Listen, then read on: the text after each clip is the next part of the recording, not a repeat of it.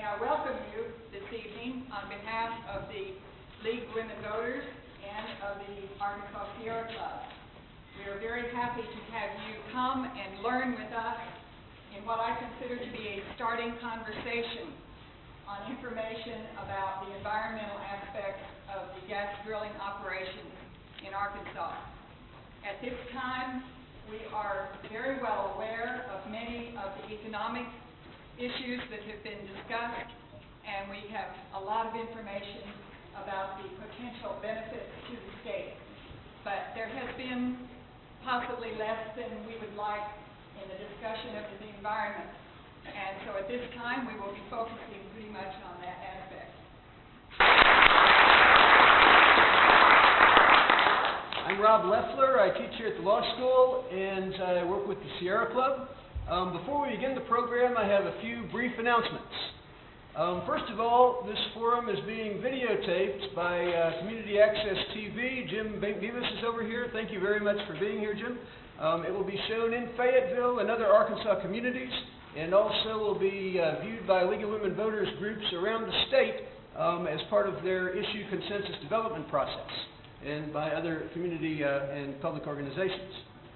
The League of Women Voters and the Sierra Club all have informational materials out front, and those of you who are interested, please pick them up on the way out. Now, I'd like to introduce our speakers. We have a very impressive group of speakers.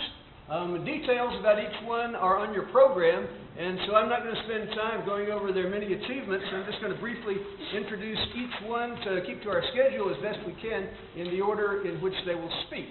And if you could raise your hand as I introduce you. First of all, we have the director of the Arkansas Oil and Gas Commission, Mr. Lawrence Bangle. Very pleased to have you here, Mr. Bangle. Next, we have a landowner from over around Clinton, who is also a businessman there. It's Eric Stagg. Mr. Stagg has gas wells on his property, and he's going to tell us about what that means. Third, from Boulder, Colorado, is Ms. Amy Mull, who is a senior analyst with the Natural Resources Defense Council. And joining us by video conference, Amy, we see you over there, and I believe that you can see us, right? Yes, I can. Good, Thank you. good. Following Amy is Jim Bradbury, who is an attorney, Arkansas background from Fort Worth, and represents people who are concerned with the Barnett Shale play, which has similarities to the Fayetteville-shale play. And so he will be bringing us lessons from the Barnett Shale play. And we are also very pleased to have Representative Betty Pickett from Conway, representing Faulkner County, and yes, in the Arkansas legislature. And there is a lot of gas drilling activity in Ms. Pickett's district. She has also headed up a hearing before the state legislative committee that has looked at these issues down in Little Rock, and is perhaps the most familiar member of the state legislature on these issues. So welcome to you all.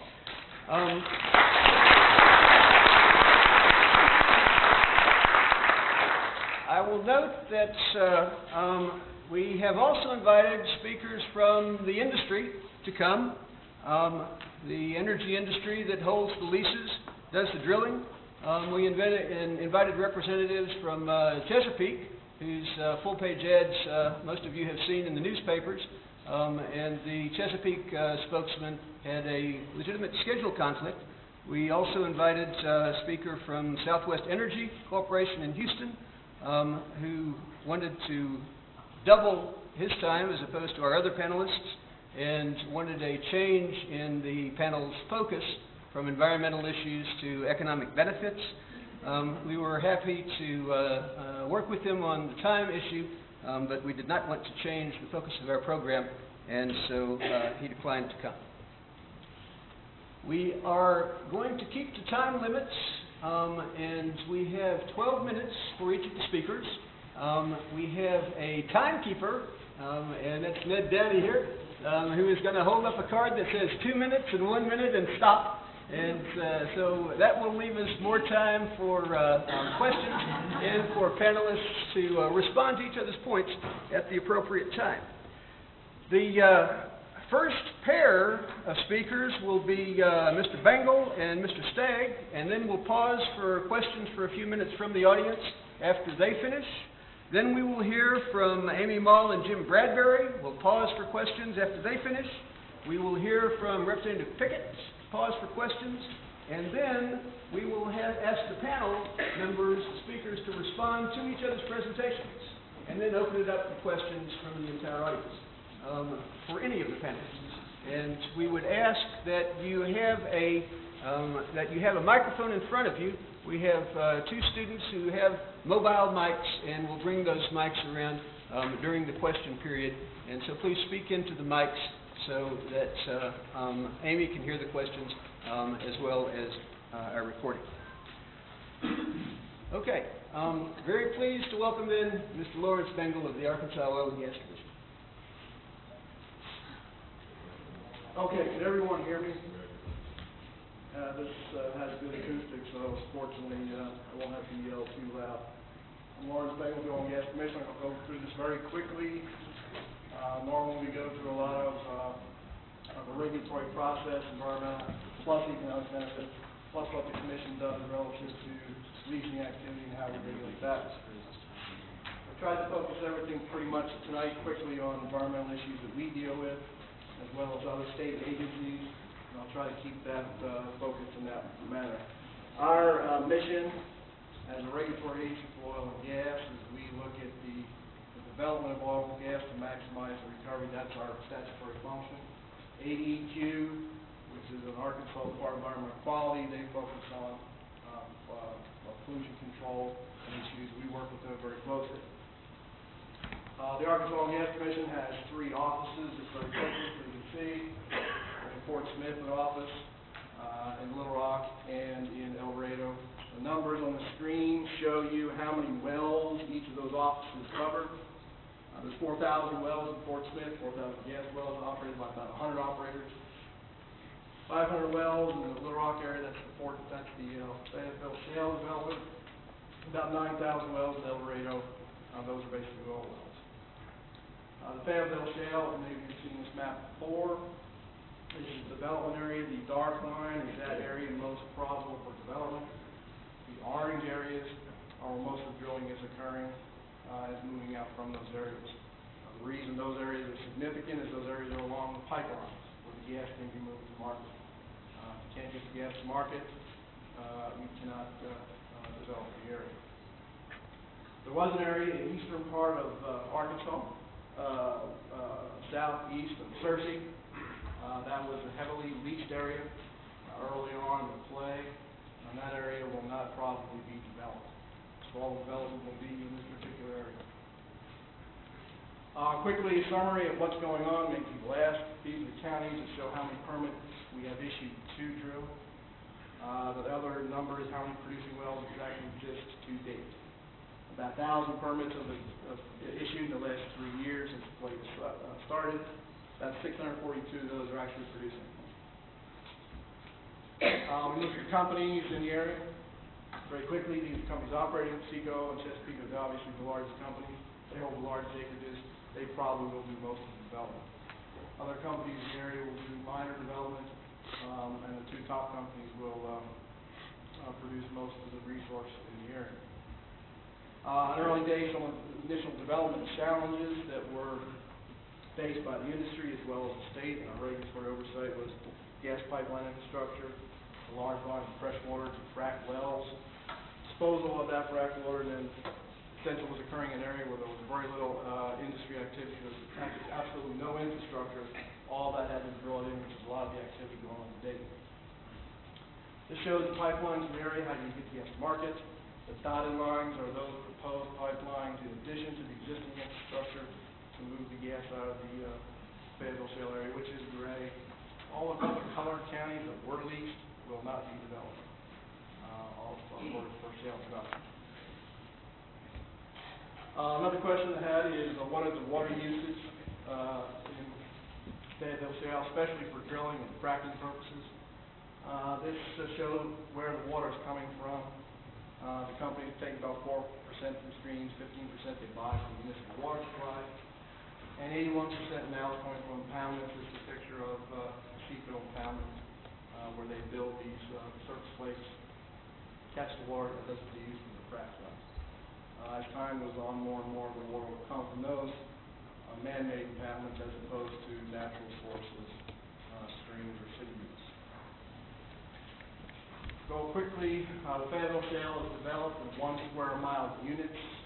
Everyone in that unit shares in the production from that the wells drilled in that unit. All the drilling is done horizontally. Vertical wells are just not economic. This shows just a comparison of 2 different types of wells. The vertical wells do not produce enough gas. Horizontal wells have to be drilled to produce gas. As you can see the picture on your right there, the wells have to be fracked and stimulated for the gas to flow from the shale to the well. Without that, the Fayetteville-shale would not be economic. One of the things the industry is doing to reduce the footprint is this shows where you're doing 2 wells from each pad instead of 1 well from each pad. That will cut down the footprint, surface locations for the drilling. Also using horizontal wells, you have fewer wells if you drill vertically for the same gas. What is the regulatory life cycle of a gas well? Well, for those times when it's a great environmental impact, site construction takes about 7 to 10 days. Pre-drilling takes about 30 to 90 days where there's no activity, the site's waiting for the rigs to be reviewed. During the 20-day drilling cycle, when most severe environmental impact occurs, that's when the drilling cycle when drilling is going on. After drilling is completed, the rig will leave the hole. The well will sit there 30 to 60 more days, then I'll come in and do a frac job on the well. That's 3 to 5 days while the equipment will move in. After that, the site is stored, and the well basically sits there for the next 10 to 12 years in its production mode on fixed. It is site preparation, as regulated by AOGC and AEQ. We regulate spacing of the well at AOGC. AEQ regulates the construction of the pits and stormwater runoff. So the finished site. The pit in the background is this where oil-based mud is lined or flows through the system. Here's drilling operation.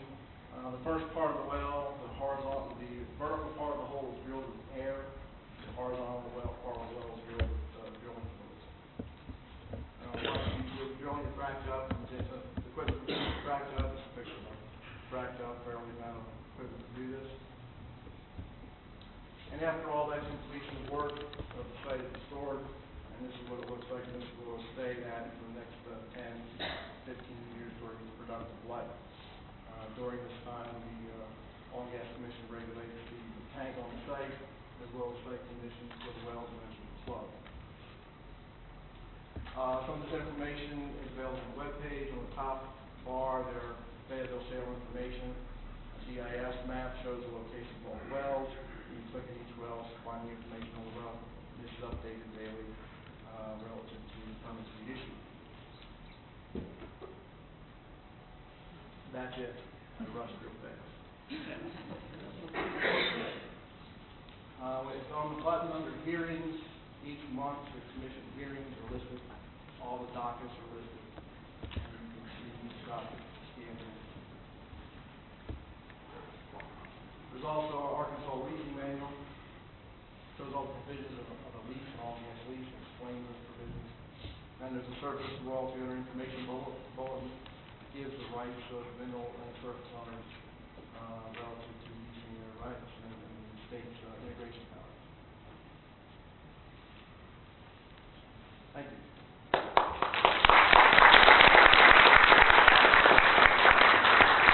Most of what the previous speaker had to say, I had experienced on the ground, rubber on the road type situations out on our property in Van Buren County. Our property is located in that southern part of Van Buren County, which is in a 15 square mile pilot project on the southwest rear highway. And there's a lot of wells there, and I've tried to think of the most pertinent things to say to you as a landowner that I've experienced since this has occurred, and I think to be brief. The first contact that I had with anything pertaining to this Fayetteville-shale play was 4 years ago when someone came around wanting to lease the property. Most of the people I know, and a preponderance of the acreage that I'm aware of at that time, was leased for $25 an acre. It's currently over $1,000. That's the lease bonus. Out of ignorance, maybe, or perhaps the timing was not right. That early session of land acquisition or lease acquisition was simply something that we thought probably would never amount to anything, but it did. Then about 3 years later, we had a knock on the door, and it was someone from the seismic operation that knocked on the door and said, we'd like to offer you $5 an acre for damages for us to come across your property and do seismic testing.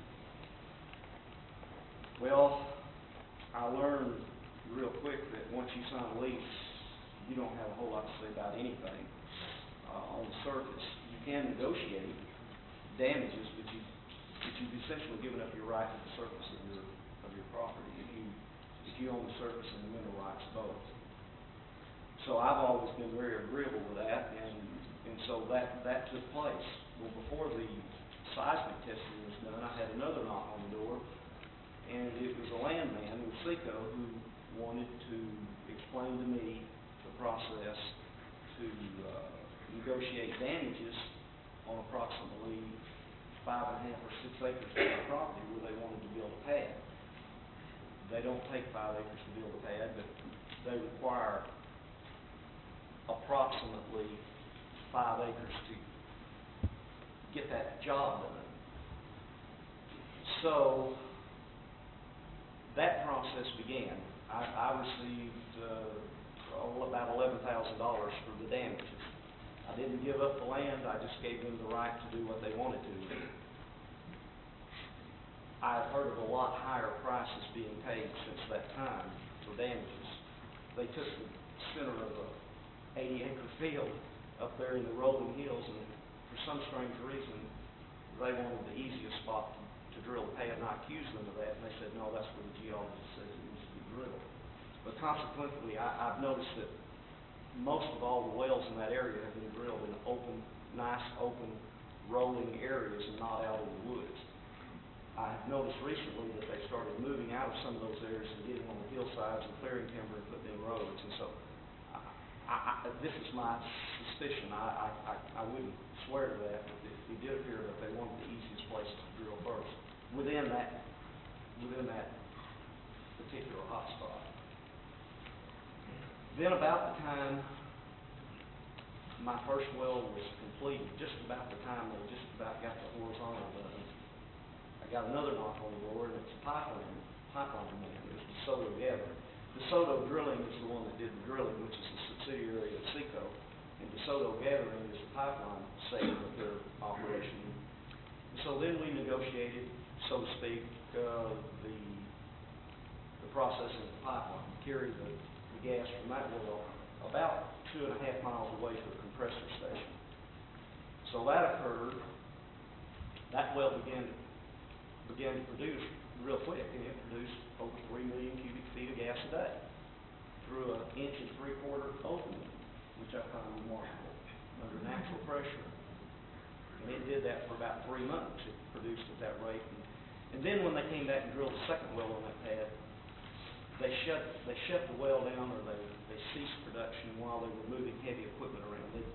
There was a surface line that carried the gas from the wellhead over to the separator, I guess you would call it, and then into the pipeline. So they shut that off for a period of time, and every time it came back, one time it came back at 4 million, another time it came back at over 4 million, and then the last time they shut it down, it was down for about a week, I think, or 10 days, and it never quite came back that much. But it's still a very good well. During the time that the process was occurring on my property, I had the opportunity to visit with several of the contractors slash subcontractors that were involved in the drilling process. The first well that they drilled there, the rig came in, it took about a day, and it's called a sputter rig, which they drill with air, and the name on the side of the truck was Rat Hole Drilling. And that was the name of the company, Rat Hole Drilling. And they go down and they drill, I don't know, maybe 30 feet down or so, and they put in a large casing, and I just call it a pilot hole is what I call it. Then another rig comes in and drills a vertical hole, which one of my wells on that pad was, I think, 2,600 feet, and the other was 3,400 feet. And then my understanding is from the directional folks, it takes about 400 feet to make the bend, to make the 90-degree bend. And I got to sit in the trailer with the Seco company man in the company trailer that sits up there. And they've got the computers in the trailers, and you can sit there and you can see real time what's going on underground. And they have all sorts of information available to them real time.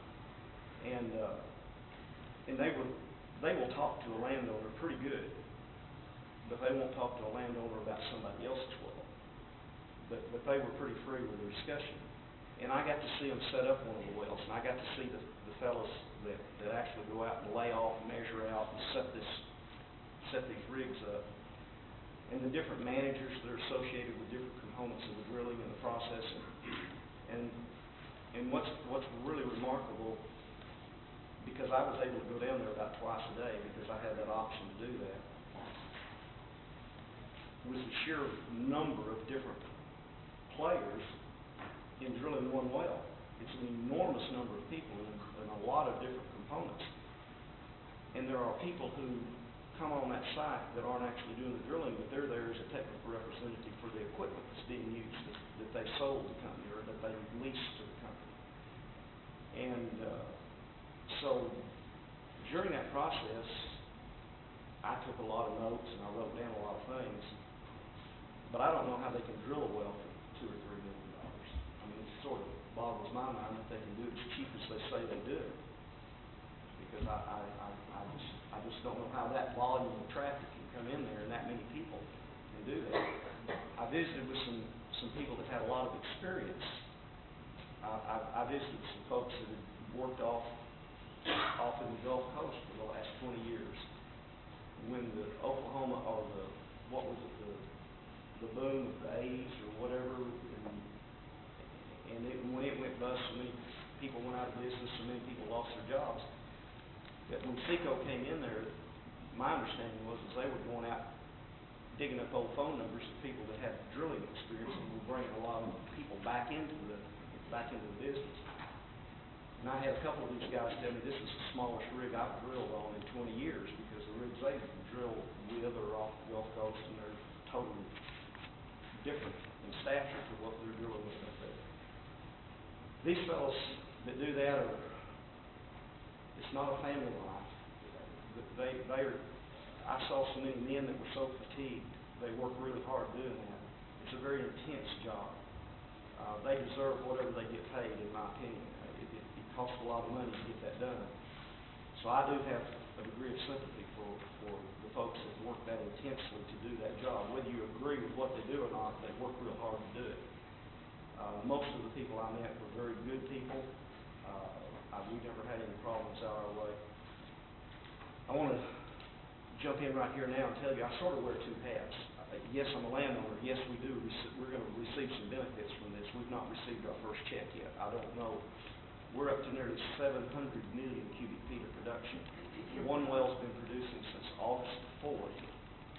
Two other wells have been producing since mid to late October. And they've already produced nearly 700 million cubic feet. It just boggles my mind that that much gas can come out of that shale in that short period of time. So I have a personal interest in this, but I'm also a conservation district director in Van Buren County. And I want to say this for conservation districts. In our area, we are very interested in having a part in trying to see that best management practices are used in the Fayetteville-shale production. We want to be there to represent our constituency in having best management practices and deal with the environmental impact that this is going to have. It's an enormous impact on the infrastructure, the environment, economically, in every way. It's like driving out across a 15 two-lane highway, and all of a sudden you come up on 5 hog farms right in the middle of the road. You know, they don't stink, and they're not. It's business. Just like raising hogs is business, or raising cattle, or having a feedlot. And I don't know why I pick on them, but I was in the cattle business a long time, so I think like that. But I think we need to be really educated before we start forming opinions. I'm still trying to get educated to a lot of the impacts that this is having in my backyard. And so I'm anxious to learn about the rest of this Fayetteville-shale play also. So I'm down to 15 seconds from this. Thank you.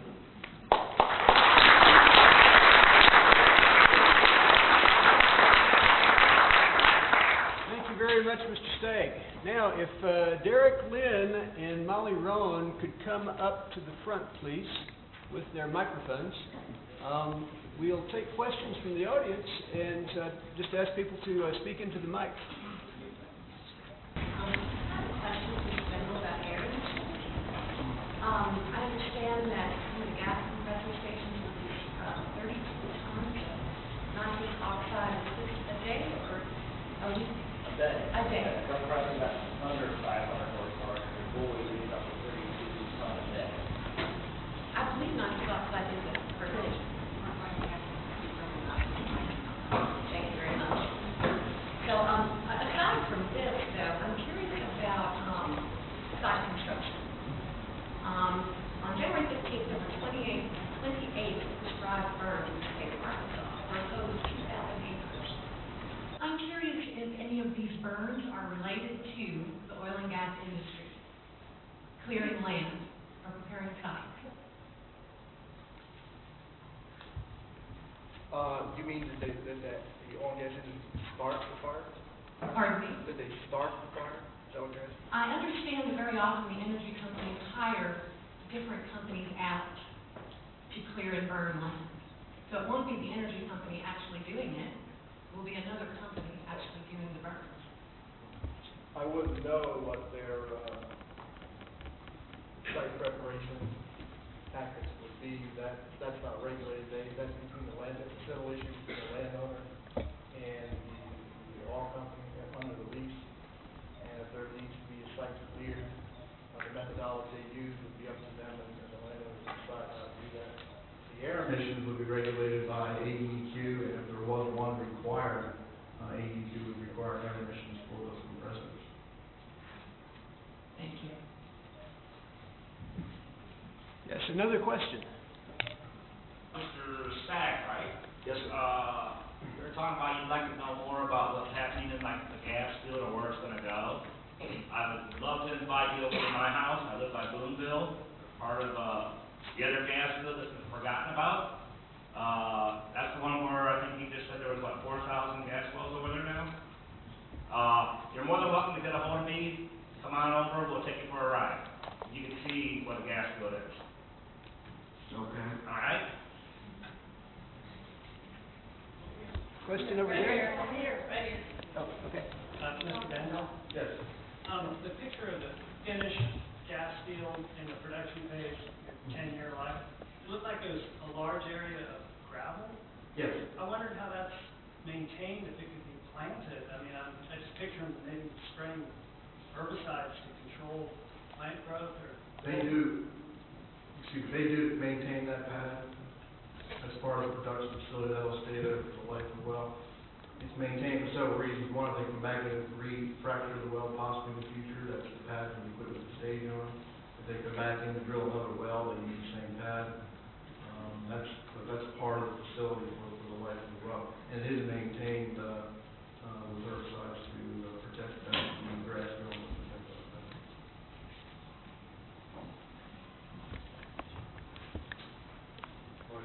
Mr. Bendel, sir, about how large is that gravel area that you were just discussing on the other question? It's about 2 to 3 acres is where the pad will start, and that pad use saw probably somewhat less than that.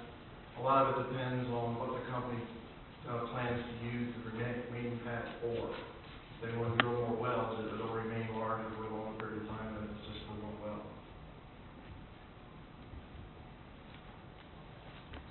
I have a question for Mr. Bengal or whoever can answer. Actually, what's the reclamation process after you said that you have that gravel pad there before, during the lifetime of the well? What happens after? After the well ceases production or reaches its economic limit, then the well is plugged, all that surface equipment is removed. The rock pad itself is not required in law to be removed. However, landowners sell that to counties for use on road pack. Landowners use it themselves, so it's got a lot of reuse ability for the rock itself.